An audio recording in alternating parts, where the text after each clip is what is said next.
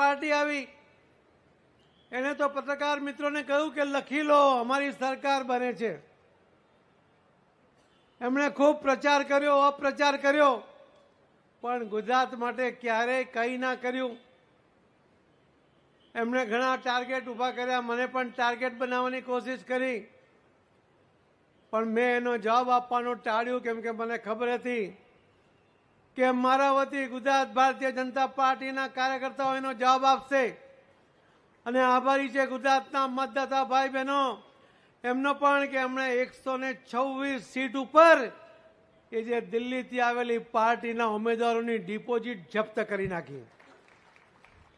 એને ખૂબ ભૂલી જવાય એ પ્રકારનો પાઠ ગુજરાતના મતદાતા ભાઈ બહેનો અને કાર્યકર્તાઓ એને ભણાવ્યો હતો. કેટલાય રાજકીય વિશ્લેષકોએ પણ એવું પણ કહ્યું કે ત્રીજી પાર્ટી આવી એના કારણે આપણને વધારે સીટ મળી. મિત્રો, આપ નાસીપાસ ના થાવ. 135 સીટ એવી છે કે જે કોંગ્રેસ અને દિલ્હીથી આવેલી પાર્ટી બંનેના મતને આપણે ટોટલ કરીએ તો પણ ભારતીય જનતા પાર્ટીના ઉમેદવારોની લીડ ઘણી બધી